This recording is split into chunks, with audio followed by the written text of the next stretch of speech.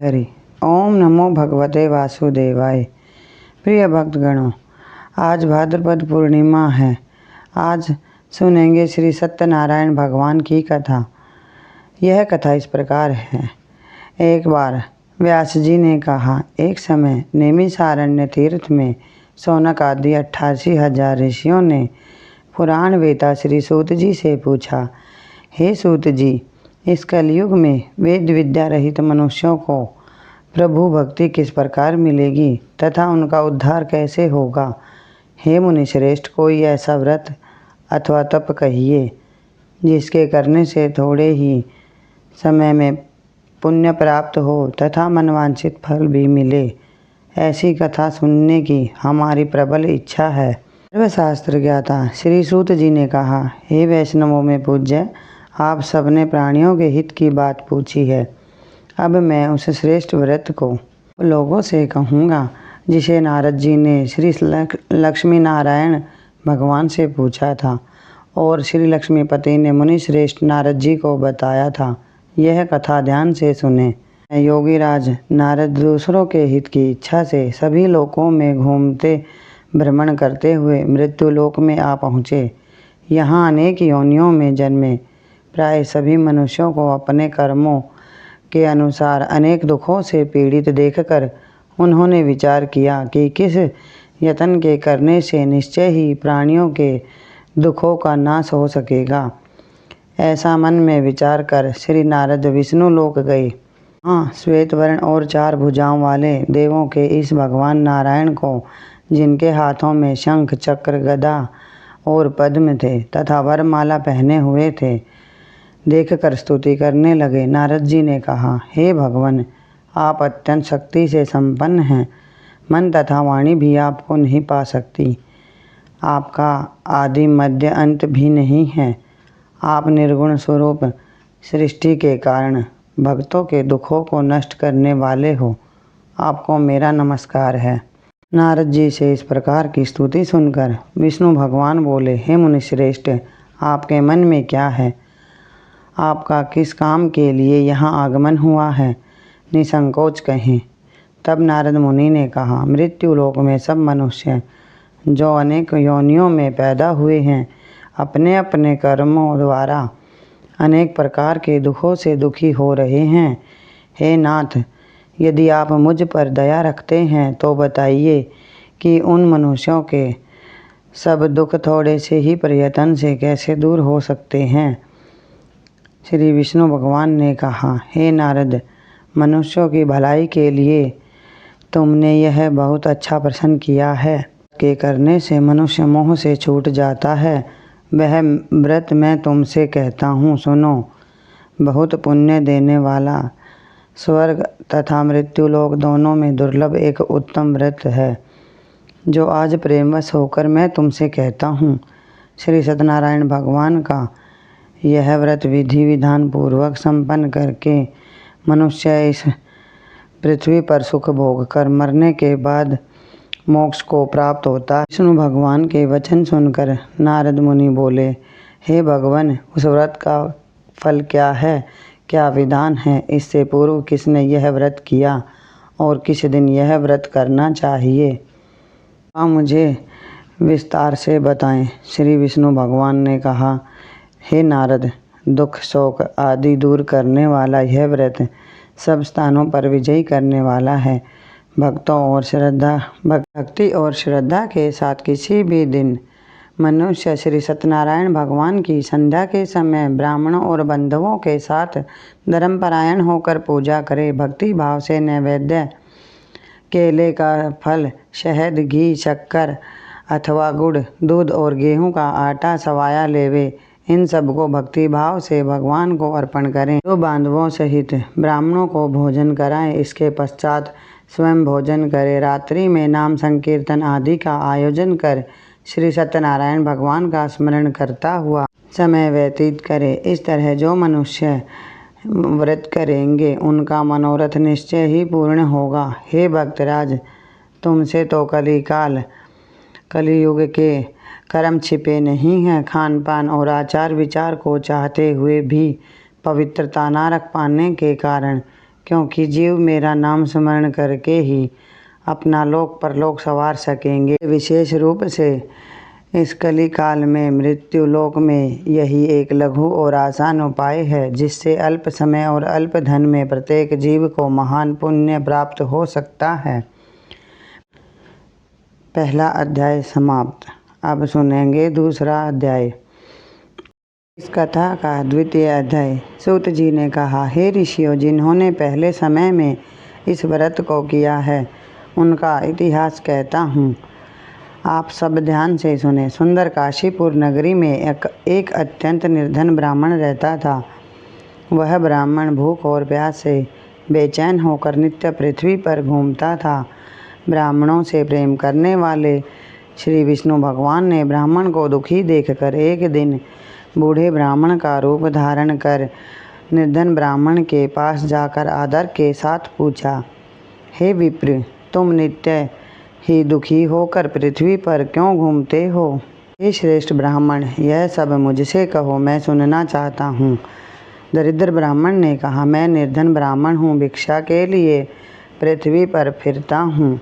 यदि आप इससे छुटकारा पाने का कोई उपाय जानते हो तो कृपा कर मुझे बताएं, मैं आपकी शरण हूँ। वृद्ध ब्राह्मण का रूप धारण किए हुए श्री विष्णु भगवान ने कहा, हे ब्राह्मण, श्री सत्यनारायण भगवान मनवांछित फल देने वाले हैं, इसलिए तुम उनका पूजन करो, जिसके करने से मनुष्य सब दुखों से मुक्त हो जाता है। इसी के साथ दरिद्र ब्राह्मण को व्रत का सारा विधान बतलाकर बूढ़े ब्राह्मण का रूप धारण करने वाले श्री सत्यनारायण भगवान अंतर ध्यान हो गए। इस व्रत को वृद्ध ब्राह्मण ने बतलाया है, मैं उसको अवश्य करूँगा, यह निश्चय कर वह दरिद्र ब्राह्मण घर चला गया। परंतु उस रात्रि उस दरिद्र ब्राह्मण को नींद नहीं आई। अगले दिन वह जल्दी उठा और श्री सत्यनारायण भगवान का व्रत करने का निश्चय कर भिक्षा मांगने के लिए चल दिया।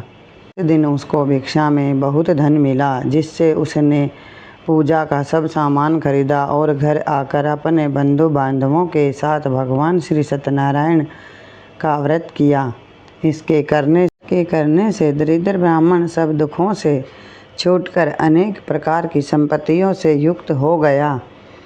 उस समय वह विप्र हर मास व्रत करने लगा। सत्यनारायण भगवान के व्रत को जो शास्त्र विधि के अनुसार श्रद्धापूर्वक करेगा वह सब पापों से छूटकर मोक्ष को प्राप्त होगा। आगे जो मनुष्य पृथ्वी पर श्री सत्यनारायण भगवान का व्रत करेगा सब दुखों से छूट जाएगा। इस तरह नारद जी से सत्यनारायण भगवान का कहा हुआ यह व्रत मैंने तुमसे कहा। हे विप्रो, अब और मैं क्या कहूँ, आप और क्या सुनना चाहते हैं वह मुझे बताएं। कहा, हे मुनिश्रेष्ठ, संसार में इस विप्र से सुनकर किस किस ने इस व्रत को किया हम सब सुनना चाहते हैं, इसके लिए हमारे मन में श्रद्धा है।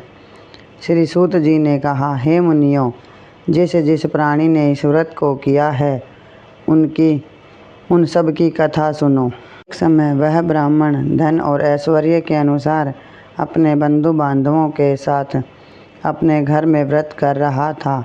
उसी समय एक लकड़ी बेचने वाला बूढ़ा व्यक्ति वहां आया। उसने सिर पर रखा लकड़ियों का गट्ठर बाहर रख दिया और विप्र के मकान में चला गया। प्यास से दुखी लकड़हारे ने विप्र को व्रत करते देखा। वह प्यास को भूल गया। उसने विप्र को नमस्कार किया और पूछा, हे विप्र, आप यह किसका पूजन कर रहे हैं? इस व्रत को करने से क्या फल मिलता है, कृपा करके मुझे बताएं। ब्राह्मण ने कहा, सब मनोकामनाओं को पूरा करने वाला यह श्री सत्यनारायण भगवान का व्रत है। इनकी ही कृपा से मेरे यहाँ धन धान्य आदि की वृद्धि हुई है। विप्र से इस व्रत के बारे में जानकर वह लकड़हारा बहुत प्रसन्न हुआ। भगवान का चरणामृत ले और भोजन करने के बाद वह अपने घर चला गया। अगले दिन लकड़हारे ने अपने मन में संकल्प किया कि आज मैं गांव में लकड़ी बेचने से जो धन मिलेगा उसी से भगवान सत्यनारायण का उत्तम व्रत करूंगा। यह मन में विचार कर वह लकड़हारा लकड़ियों का गट्ठर अपने सिर पर रख कर जिस नगर में धनवान लोग रहते थे, ऐसे सुंदर नगर में गया। उस दिन उसे उन लकड़ियों का दाम पहले से 4 गुना मिला। तब वह बूढ़ा लकड़हारा अति प्रसन्न होकर पके केले, शक्कर, शहद, घी, दूध और दही और गेहूं का आटा इत्यादि श्री सत्यनारायण भगवान के व्रत की सभी सामग्री लेकर अपने घर आ गया। उसने अपने बंधु बांधवों को बुलाकर विधि विधान के साथ भगवान का पूजन और व्रत किया। उस व्रत के प्रभाव से वह बूढ़ा लकड़हारा धन, पुत्र आदि से युक्त हुआ और संसार के समस्त सुख भोग कर वैकुंठ को चला गया। दूसरा अध्याय समाप्त। अब आगे सुनिए इस कथा का तीसरा अध्याय। श्री सूत जी ने कहा।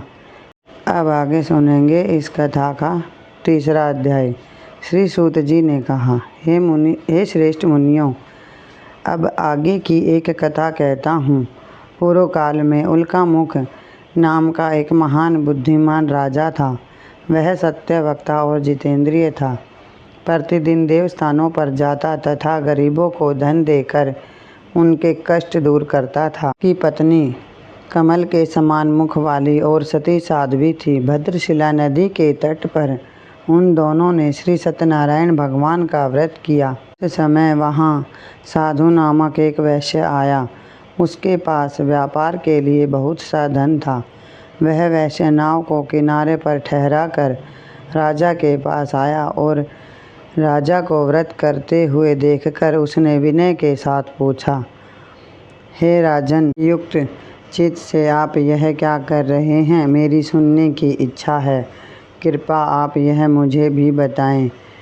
महाराज उल्कामुख ने कहा, हे वैश्य साधु, मैं अपने बंधु बांधवों के साथ पुत्र आदि की प्राप्ति के लिए महाशक्तिमान सत्यनारायण भगवान का व्रत व पूजन कर रहा हूँ। राजा के वचन सुनकर साधु नामक वैश्य ने आदर से कहा, हे राजन, मुझे भी इसका सब विधान बताएं।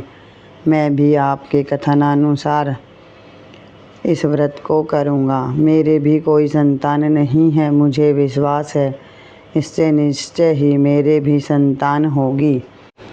राजा से सब विधान सुनकर व्यापार से निवृत्त हो वह वैश्य आनंद के साथ अपने घर आया। वैश्य ने अपने पत्नी से संतान देने वाले उस व्रत का समाचार सुनाया और प्रण किया कि जब मेरे संतान होगी तब मैं इस व्रत को करूँगा। साधु ने यह वचन अपनी पत्नी लीलावती से भी कहे। एक दिन उसकी पत्नी लीलावती आनंदित हो सांसारिक धर्म में प्रवृत्त होकर श्री सत्यनारायण भगवान की कृपा से गर्भवती हो गई। 10वें महीने में उसने एक सुंदर कन्या को जन्म दिया। दिनों दिन वह कन्या इस तरह बढ़ने लगी जैसे शुक्ल पक्ष का चंद्रमा बढ़ता है। कन्या का नाम कलावती रखा गया। तब लीलावती ने मीठे शब्दों में अपने पति को स्मरण दिलाया कि आपने जो भगवान का व्रत करने का संकल्प किया था, अब आप उसे पूरा करिए। साधु वैश्य ने कहा, हे प्रिय, मैं कन्या के विवाह पर इस व्रत को करूँगा। इस प्रकार अपनी पत्नी को आश्वासन दे वह व्यापार करने चला गया। कलावती पिता के घर में वृद्धि को प्राप्त हो गई। लौटने पर साधु ने जब नगर में सखियों के साथ अपनी पुत्री को खेलते देखा तो दूत को बुलाकर कहा कि उसकी पुत्री के लिए कोई सुयोग्य वर देखकर लाओ। साधु नामक वैश्य की आज्ञा पाकर दूत कंचन नगर पहुंचा और खोज कर देखभाल कर वैश्य की लड़की के लिए एक सुयोग्य वणिक पुत्र ले आया। सुयोग्य लड़के को देखकर साधु नामक वैश्य ने अपने बंधु बांधवों सहित प्रसन्नचित्त होकर अपनी पुत्री का विवाह उसके साथ कर दिया। दुर्भाग्य से वह विवाह के समय भी सत्यनारायण भगवान का व्रत करना भूल गया। इस पर श्री सत्यनारायण भगवान क्रोधित हो गए। उन्होंने वैश्य को श्राप दिया कि तुम्हें दारुण दुख प्राप्त होगा। अपने कार्य में कुशल साधु नामक वैश्य अपने जामाता सहित नावों को लेकर व्यापार करने के लिए समुद्र के समीप स्थित रतनसारपुर नगर में गया। दोनों ससुर जमाई चंद्रकेतु राजा के उस नगर में व्यापार करने लगे। एक दिन भगवान सत्यनारायण की माया से प्रेरित होकर एक चोर राजा का धन चुराकर भागा जा रहा था। राजा के दूतों को अपने पीछे तेजी से आते देखकर चोर ने घबराकर राजा के धन को वहीं नाव में चुपचाप रख दिया जहां वे ससुर जमाई ठहरे हुए थे और भाग गया। जब दूतों ने उस साधु वैश्य के पास राजा के धन को रखा देखा तो ससुर और जामाता दोनों को बांध कर ले गए और राजा के समीप जाकर बोले, हम ये 2 चोर पकड़ कर लाए हैं, देखकर आज्ञा दें। तब राजा ने बिना उनकी बात सुने ही उन्हें कारागार में डालने की आज्ञा दे दी। इस प्रकार राजा की आज्ञा से उनको कठिन कारावास में डाल दिया गया तथा उनका धन भी छीन लिया गया। सत्यनारायण भगवान के श्राप के कारण साधु वैश्य की पत्नी लीलावती व पुत्री कलावती भी घर पर बहुत दुखी हुई। उनके घर में रखा धन चोर चुरा कर ले गए।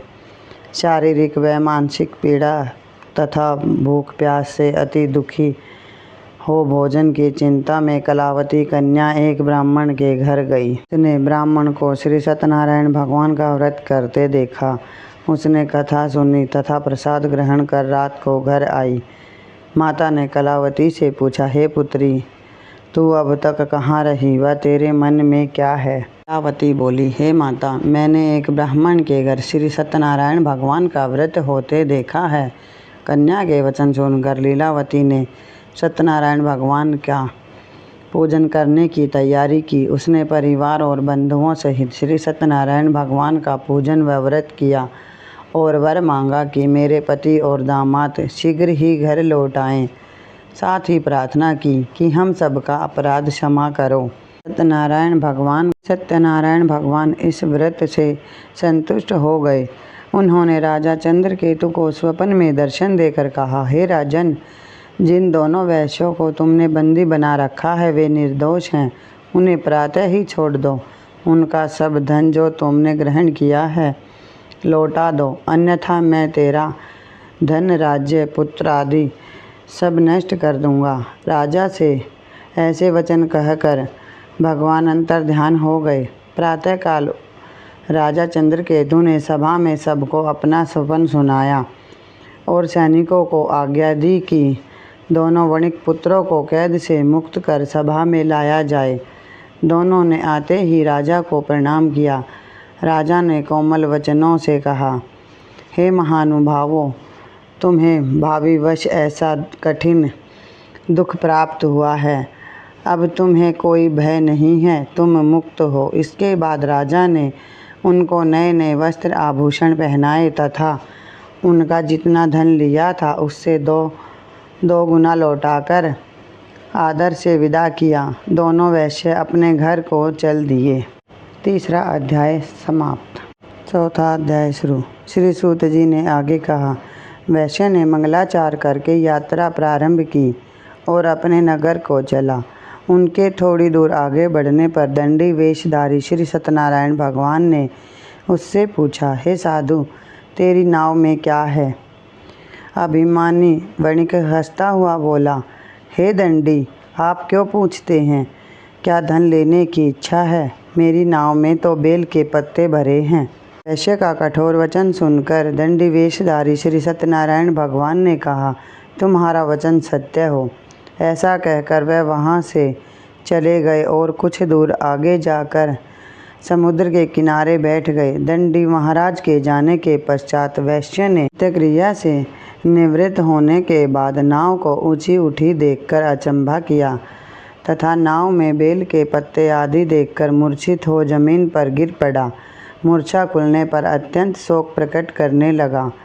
तब उसके जामाता ने कहा, आप शोक ना करें, यह दंडी महाराज का श्राप है, अतः उनकी शरण में ही चलना चाहिए, तभी हमारी मनोकामना पूरी होगी। जामाता के वचन सुनकर वह साधु नामक वैश्य साधु महाराज के पास पहुंचा और अत्यंत भक्ति भाव से प्रणाम करके बोला, मैंने जो आपसे असत्य वचन कहे थे इनके लिए मुझे क्षमा करें। ऐसा कहकर महान शोकातुर होकर रोने लगा। तब दंडी भगवान बोले, हे वणिक पुत्र, मेरी आज्ञा से बार बार तुझे दुख प्राप्त हुआ है। तू मेरी पूजा से विमुख हुआ है। साधु नामक वैश्य ने कहा, हे भगवान, आपकी माया से ब्रह्मा आदि देवता भी पार नहीं पा सकते, आपके रूप को नहीं जान सकते, तब मैं अज्ञानी भला कैसे जान सकता हूँ। प्रसन्न होइए, मैं अपने सामर्थ्य के अनुसार आपकी पूजा करूँगा। मेरी रक्षा करो और पहले के समान मेरी नौका को धन से पूर्ण कर दो। उसके भक्ति युक्त वचन सुनकर श्री सत्यनारायण भगवान प्रसन्न हो गए और उसकी इच्छानुसार वर देकर अंतर्ध्यान हो गए। तब ससुर व जमाता दोनों ने नाव पर आकर देखा कि नाव पहले की तरह धन से परिपूर्ण है। फिर वह भगवान सत्यनारायण का पूजन कर साथियों सहित अपने नगर को चला। जब वह अपने नगर के निकट पहुंचा तो उसने एक दूत को अपने घर भेजा। दूत ने साधु नामक वैश्य के घर जाकर उसकी पत्नी को नमस्कार किया और कहा, आपके पति अपने दामाद सहित इस नगर के समीप आ गए हैं। लीलावती और उसकी कन्या कलावती उस समय भगवान का पूजन कर रही थी। दूत का वचन सुनकर साधु की पत्नी ने बड़े हर्ष के साथ सत्यदेव का पूजन पूर्ण किया और अपनी पुत्री से कहा, मैं पति के दर्शन को जाती हूँ, तू कार्य पूर्ण कर शीघ्र आ जाना। परंतु कलावती पूजन एवं प्रसाद छोड़कर अपने पति के दर्शन के लिए चली गई। प्रसाद की अवज्ञा के कारण सत्यदेव रुष्ट हो गए। उसके पति को नाव सहित पानी में डुबा दिया। कलावती अपने पति को न देखकर रोती हुई जमीन पर गिर पड़ी। नौका को डूबा तथा कन्या को रोती हुई देखकर साधु नामक वैश्य दुखी हो बोला, हे प्रभु, मुझे या मेरे परिवार से जो भूल हुई है उसे क्षमा करो। हे दीन दयाल। उसके दीन वचन सुनकर सत्यदेव भगवान प्रसन्न हुए। आकाशवाणी हुई, हे वैश्य, तेरी कन्या मेरा प्रसाद छोड़कर आई है, इसलिए इसका पति अदृश्य हुआ है। यदि यह घर जाकर प्रसाद खाकर लौटे तो इसे इसका पति अवश्य मिलेगा। आकाशवाणी सुनकर कलावती ने घर पहुंचकर प्रसाद खाया और फिर आकर अपने पति के दर्शन किए। तत्पश्चात वैश्य ने वहीं बंधु बांधवों सहित सत्यदेव का विधि पूर्वक पूजन किया। वह इस लोक का सुख भोग कर अंत में स्वर्ग को चला गया। चौथा अध्याय समाप्त। पंचम अध्याय। श्री सूत जी ने आगे कहा, हे ऋषियों, मैं एक और भी कथा कहता हूँ, सुनो। प्रजा पालन में लीन तुंगध्वज नाम का एक राजा था। उसने भगवान सत्यदेव का प्रसाद त्याग कर बहुत दुख पाया। एक समय राजा वन में वन्य पशुओं को मारकर बड़ के वृक्ष के नीचे आया। वहाँ उसने ग्वालों को भक्ति भाव से बंधु बांधवों सहित श्री सत्यनारायण जी का पूजन करते देखा। परंतु राजा देखकर भी अभिमानवश न तो वहाँ गया और न ही सत्यदेव भगवान को नमस्कार ही किया। जब ग्वालों ने भगवान का प्रसाद उसके सामने रखा तो वह प्रसाद त्याग कर अपने नगर को चला गया। नगर में पहुंचकर उसने देखा कि उसका सब कुछ नष्ट हो गया है। वह समझ गया कि यह सब भगवान सत्यदेव ने ही किया है। तब वह उसी स्थान पर वापस आया और ग्वालों के समीप गया और विधि पूर्वक पूजन कर प्रसाद खाया तो सत्यनारायण भगवान की कृपा से सब कुछ पहले जैसा ही हो गया और दीर्घ काल तक सुख भोग कर मरने पर स्वर्गलोक को चला गया। जो मनुष्य इस परम दुर्लभ व्रत को करेगा, श्री सत्यनारायण भगवान की कृपा से उसे धन धान्य की प्राप्ति। मनुष्य इस परम दुर्लभ व्रत को करेगा, श्री सत्यनारायण भगवान की कृपा से उसे धन धान्य की प्राप्ति होगी। बंदी बंधन से मुक्त होकर निर्भय हो जाता है। संतानहीन को संतान प्राप्त होती है तथा सब मनोरथ पूर्ण होकर वह वैकुंठ धाम को जाता है। पहले इस व्रत को किया, अब उनके दूसरे जन्म की कथा भी सुनिए। सदानंद नामक वृद्ध ब्राह्मण ने यह व्रत किया, जिसने सुदामा के रूप में जन्म लेकर श्री कृष्ण की भक्ति कर मोक्ष प्राप्त किया। उल्कामुख नाम के महाराज इस व्रत के पुण्य से राजा दशरथ बने और श्री रंगनाथ का पूजन कर मृत्यु के बाद वैकुंठ लोक को प्राप्त हुए। साधु नामक वैश्य ने सत्य प्रतिज्ञ राजा मोर ध्वज बनकर अपने पुत्र को आरे से चीरकर मोक्ष प्राप्त किया। यह भी इसी व्रत का फल था।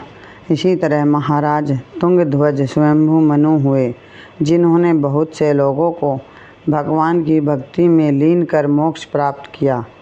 लकड़हारा भील अगले जन्म में गुह नामक निषाद राजा हुआ, जिसने भगवान राम के चरणों की सेवा कर मोक्ष प्राप्त किया। सत्यनारायण भगवान कथा इति समाप्तम। आइए अब करते हैं श्री सत्यनारायण भगवान की आरती। आरती श्री सत्यनारायण जी की। जय लक्ष्मी रमणा श्री जय लक्ष्मी रमणा। नारायण स्वामी सत्यनारायण स्वामी जनपातक हरणा। जय लक्ष्मी रमणा। जड़ित सिंहासन अद्भुत छवि राजे, स्वामी अद्भुत छवि नारद करत निराजन घंटा ध्वनि बाजे। जय लक्ष्मी रमणा। जय लक्ष्मी रमणा। प्रगट भये कलि कारण द्विज को दर्श दियो। बूढ़ो ब्राह्मण बनकर कंचन महल कियो। जय लक्ष्मी रमणा। लक्ष्मी रमणा। दुर्बल भील कठारो इन पर कृपा करी। चंद्रचूड़ एक राजा जिनकी विपत्ति हरी। जय लक्ष्मी रमणा। लक्ष्मी रमणा। वैश्य मनोरथ पायो श्रद्धा। वैश्य मनोरथ पायो श्रद्धा तज दीनी। सो फल भोग्यो प्रभु जी फिर स्तुति कीनी। जय लक्ष्मी रमणा। लक्ष्मी रमणा। भाव भक्ति के कारण छिन छिन रूप धर्यो। श्रद्धा धारण कीनी तिनको काज सर्यो। जय लक्ष्मी रमणा। लक्ष्मी रमणा। ग्वाल बाल संग राजा वन में भक्ति करी। वन में भक्ति करी। मन वांछित फल दीनो दीन दयाल हरि। जय लक्ष्मी रमणा। लक्ष्मी रमणा। चढ़त प्रसाद सवाया कदली फल मेवा। धूप दीप तुलसी से राजी सत्य देवा। लक्ष्मी रमणा। जय लक्ष्मी रमणा। सत्यनारायण जी की आरती जो कोई नर गावे। कहते शिवानंद स्वामी मन वांछित फल पावे। जय लक्ष्मी रमणा। श्री जय लक्ष्मी रमणा। वैश्य मनोरथ पायो श्रद्धा तज दीनी। सो फल भोग्यो प्रभु जी फिर स्तुति कीनी। जय लक्ष्मी रमणा। लक्ष्मी रमणा। भाव भक्ति के कारण छिन छिन रूप धर्यो। श्रद्धा धारण कीनी तिनको काज सर्यो। जय लक्ष्मी रमणा। लक्ष्मी रमणा। ग्वाल बाल संग राजा वन में भक्ति करी। मन में भक्ति करी। मन वांछित फल दीनो दीन दयाल हरि। जय लक्ष्मी रमणा। लक्ष्मी रमणा। चढ़त प्रसाद सवाया कदली फल मेवा। धूप दीप तुलसी से राजी सत्यदेवा। लक्ष्मी रमणा जय लक्ष्मी रमणा। सत्यनारायण जी की आरती जो कोई नर गावे, कहते शिवानंद स्वामी मन वांछित फल पावे। जय लक्ष्मी रमणा श्री जय लक्ष्मी रमणा।